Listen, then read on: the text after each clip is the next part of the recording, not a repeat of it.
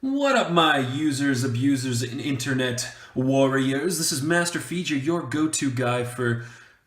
You know what? There's a lot of go-to guys and gals, but one of your go-to guys for at least interesting and hopefully entertaining force of will hullabaloo. Guys, keeping with the theme of doing a ridiculous amount of Gill Alhamet, this is totally Gill Alhamet, this is totally Gill Alhamet, this is totally Gill Alhamet videos. I'm actually going to be doing an updated version of my new Gill the Gifted Conjurer deck. Now, it doesn't have a ridiculous amount of changes, so I'm going to go through the deck fairly quickly, and I'm only going to really focus on the new cards and their significance to the combinations in the deck. And I'm hoping that once everything gets figured out with Nova, again, I'm doing like a crazy amount of recording today. The videos that I've recorded today, I think I've recorded 4 or 5 videos today, will probably be posted over the span of the next rest of September and then well of the ways through October. So hopefully by the time you guys see this video, all of the previous videos will have gone back up. You know, we'll all be sipping our Capri Suns and having a great time in the autumn weather and being like, man, that one crazy time when uSpotGaming lost all their videos, wasn't that just a kick in the pants? It's a good thing all the videos are back and everybody's having a great old time. So this is an update video for my Gill the Gifted Conjurer deck.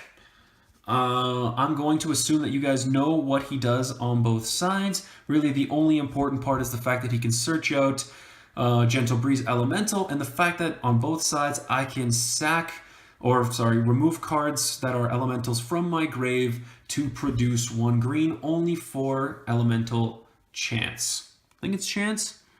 No, sorry, for spirit magic chants. So you can't even use it to cast other elementals. Come on, Force of Will. Come on! Oh, jeez! Oh, jeez! Oh, jeez, I hit the thing. I hit the thing which triggered a massive earthquake. Oh, man. I really got to get a better stand. So the magic stones are the same. I can't remember if they were the same numbers as last time, so I'll go through them super duper diddly quick. These are meant to be the magic stone that has green and red in it. I cannot remember the name. I will look it up later. So I run 3 of those. I run yeah, those are proxy obvies. I run 3 of the magic. Wait. Yes, sorry, there was one more. I run 3 of the, no, sorry, 4. This is also a wind magic stone. It's a little bit deceiving just because it's like a different color scheme. It almost looks like a light stone. So I run 4 of the basic wind magic stones. And I run 4 of the special magic stone, the magic stone of Gusting Skies, which covers my white and green. The importance is that all stones need to be wind in their typing so that it works with our Resonators. Okay, oh geez, the deck isn't organized. Okay guys, give me a second, let me organize the cards so I'm not fishing through things the whole time. Sorry about that, my dudes and dudettes. Back to your regularly programmed, regularly scheduled Crazy Master Feature Force of Will broadcasting. So, as last time, I still run 2 of the Secluded Elven Village Amonsulle, which gives my stuff protection from flyers and lets me block flyers. I still run 4 of the amazing, unreplaceable, or irreplaceable Gentle Breeze Elemental, which is a quick cast, and it lets me draw a card. I can't remember if I ran 4, but I run 3 Winds of Vitality, which buffs my stuff, and since it is a spirit magic chant with quick cast, I can remove the Gentle Breeze elementals from grave to produce the green to cast those cards, which is a nice little like skinamarink, you know, like switcheroo with my opponent.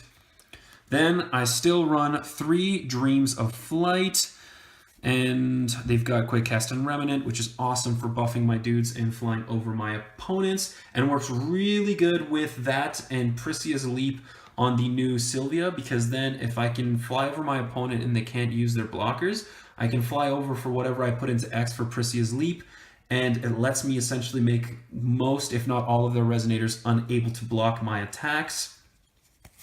I run 3 of the Magic Stone Analysis, which actually works way better now that I have 11 stones in there, 4 of the basic Wind Magic Stones, so I almost never have this as a dead card, so that's, I think, one of the changes I made. I can't remember if I had originally 11 stones or if I bumped it up post testing more against my buddies Teacher-Teacher and Dayman. So I still run 3 Release. It works fantastically with the combination of the the Gentle Breeze Elemental, because if I have one engrave, I can remove it to produce green, tap 1 white and 1 colorless or whatever into Release to put that card from the removed area into my hand, which nets me 1 draw, and then this also lets me draw a card, so that's 2 draws, and then use the 1 green floating to pay for the Gentle Breeze Elemental I just put into my hand, so I can put it back into the grave for later use, and nets me a 3rd drawn card. Then I am still running 2 of the Zero's Circle of Protection, which, I mean, there have been times where I've gotten both onto the field, where if I'm going up against dual decks or a deck that has like multiple colors just for abilities or something like that, it gives me protection from that. I run 3 of the Concord of Saints and Beasts, which is decently easy to trigger off now since I made my changes. I've added a few more Resonators to the deck so I can get both that, if you've got both a fire and another wind Resonator. And this lets me essentially get rid of those pesky Resonators that they keep on the field, like for instance Abdul or the new Dark Alice, just for their abilities on the field, or anything that has seal abilities or locks down my field. And on top of that, if I do it for both effects, if that Resonator that I'm fighting or a Resonator that is destroyed this turn is destroyed, then I get to also get a stone. So it helps with additional stone ramp. And then the fantabulous Pricia's Leap, which I have in holographic and full art. And this thing works phenomenally with the combination with Sylvia, or if I don't want to use it on Sylvia, if I flip Gill over, I can essentially swing an 11/11 with Barrier a bazillion and 1 times. Now we go into the Resonators. Now, this is one of the first changes that I'm fully aware of that you guys will see in the deck, which is the addition of the Sprinting Flame Horse. So the Sprinting Flame Horse, nay, is a 1-drop beast Resonator for 1 fire, and it is a 2/2 with swiftness and inheritance. So the inheritance, phenomenally, I think, is the same cost as the cast for the creature, which is mostly the case, but not every time. And it has a target J/Resonator gains +2/+2 and swiftness until the end of turn. So this is phenomenal for the Pricia that I have in the deck, and for if I flip over my J Ruler and I want to swing immediately with an 11/11. Or actually, in that case, it would be a 13/13 because of the buff from this as well. So, and it also, if I want to summon it to the field and fulfill the requirements for getting both of the abilities off of a Concord of Saints and Beasts, it's really good. So I'm running 2 of those. Then, nothing has changed with this phenomenal card. I still run 4 of the Little Red's Fairy Tale of Air, and like I said with my stones earlier, I need all of my stones to have wind just so she's constantly getting buffed. So 4 of that from Vingolf 3. I still run a full playset, and if you guys see, I'm gonna talk to Teacher-Teacher to see if he's willing to do a deck profile. It would be Wanderer style for his updated and phenomenal, Sylvia deck. I actually pulled a full art Sylvia, and I think altogether he bought 1 box, Dayman bought 3 boxes, and then I just bought 1 just out of a whim last week or so. And I got the 1 full art card aside from, I think he's also looking for the Valentina one, the red-black one. But the only other card that he was looking for full art was this Sylvia Blade of the Supreme King. So I got it and I gifted it to him because I'm a super swell guy and I love supporting my friends and the Force of Will community. So, you know, if you guys like my attitude and like the way that I do things, like and subscribe and do all that great stuff. Pandering. Anyway, so Sylvia, Blade of the Supreme King, still running 4 of them, still phenomenal, and it works super well with Dreams of Flight and Pricia's Leap for just shutting down my opponent's field. Now, here is one of the cards that I actually was never aware of, and I pulled in Echoes of the New World, which is Grimm the Rightful King, and he is one of the new additions to the deck. I'm running 3 in the deck. I only pulled 1 from the box, and I'm going to talk to Dayman as soon as he's back in town to see if he's willing to either loan me or trade me for 2 of them to put into this deck, but right now I've just got them proxied, and they are the only proxied cards in the regular deck, so I don't really have to worry about being like, oh, this was secretly that one other card I needed, cheating. So he is a 5/7, which is actually pretty good for 2. I like the fact that he's got higher defense than attack, since you don't really need to use this guy to attack. He is a Resonator human with Will of Hope, which is irrelevant, but when this card enters the field, you may destroy target addition. The important thing that we actually, when I was helping Teacher construct his new Rhea deck, he didn't realize that it's target addition, it's not addition your opponent controls. So you can do it on your own stuff if you really need to trigger his secondary ability.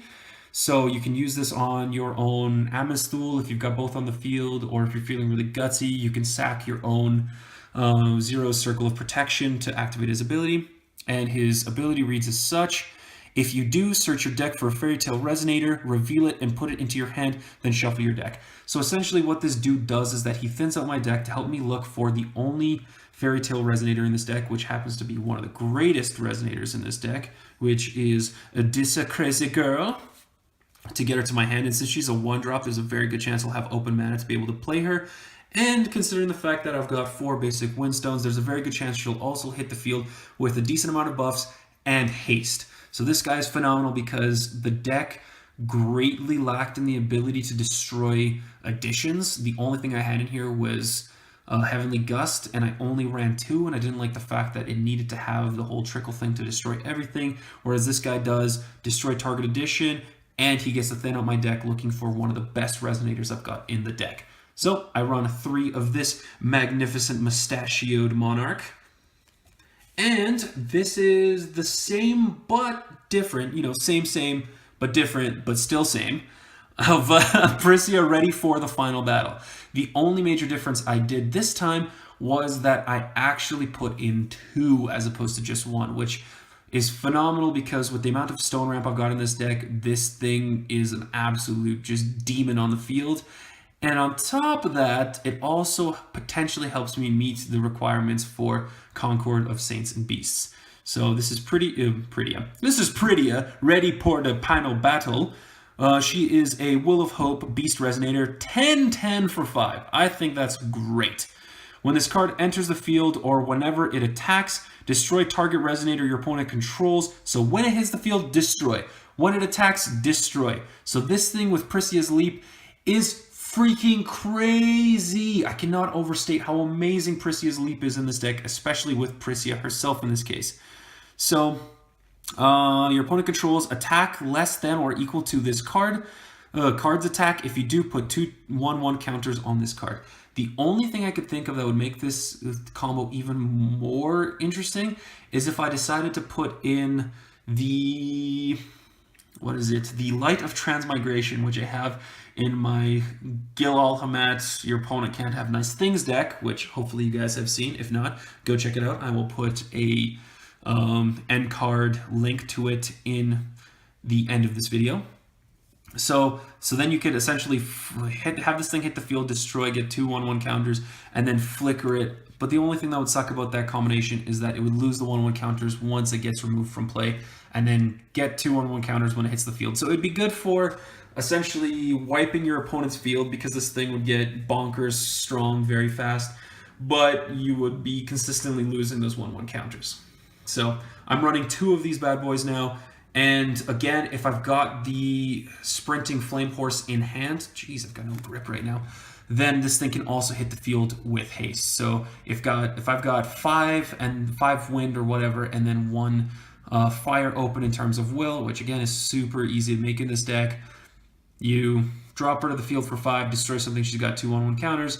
Then Inheritance, the sprint horse into this thing to make it a 14/14 because it got the 2/1/1 counters from destroying the thing from entering the field. And then it would get it to attack, destroy something from attacking. They'll probably block with something as well. And then this thing, just in one turn, has essentially become a 16/16. 18/18 for the turn, but 16/16 afterwards because it loses the +2/+2 after the end of turn. So guys, this was my updated Gill the Gifted Conjurer deck. I hope you guys enjoyed. Likes in the likes, dislikes in the dislikes, comments in the comments, deck list in the description, and I will see you dudes and dudettes in the next Force of Will video. Peace!